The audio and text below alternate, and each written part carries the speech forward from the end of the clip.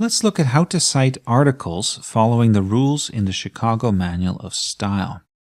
Now, articles are typically published in periodicals, also known as academic journals. But articles can also include more popular formats, for example, magazine articles. Let's start with citing a scholarly article in your bibliography. Pause the video to review the key parts of a citation. Next, when you cite the same source in a footnote, it will look a little different. In this case, the name is not inverted, a specific page reference is provided, and some periods are replaced by commas. Here are some further details to observe. Important words in titles are capitalized using title case. Titles and subtitles are separated with a colon. If the periodical lacks volume numbers, simply place the issue number after the periodical title separated by a comma. Periodical titles are not usually abbreviated, unless the periodical is known primarily by its abbreviation or a publisher prefers shortened titles. In notes and bibliography entries, the definite article, the, may be omitted from periodical and magazine titles, unless the publication is not in English. However, in the text of your essay, always include the as part of the title. While you only have to provide the year of publication, you may add the month, exact day, or season. However, if a periodical has a volume and issue, then there is no need to include more than the year. Now that we know the basics, let's go over some variants. If you access the article online, you can provide extra information. Where possible, add a DOI or URL. If there is no DOI and the URL is very long or may not work for most readers, you may instead provide the title of the database through which you access the source. By the way, to check if a URL works for the average reader, log out of your library database and try the link.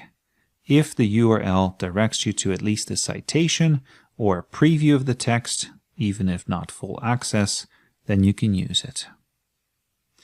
If an article has not been published yet, but you somehow have access to it, you can still cite it. Just use the tag Forthcoming.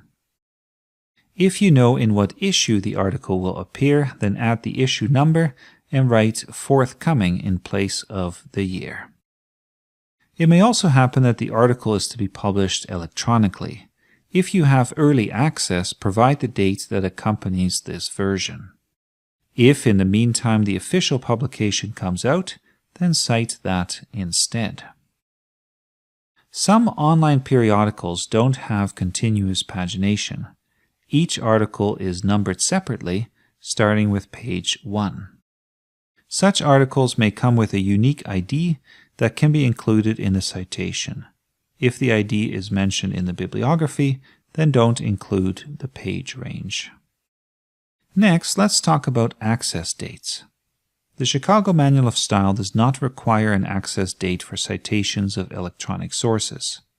However, if you're asked to provide one, you can insert it before the URL or DOI. Sometimes you may come across an entire periodical issue dedicated to a single theme or topic. Here is how you can cite both an individual article and the entire issue.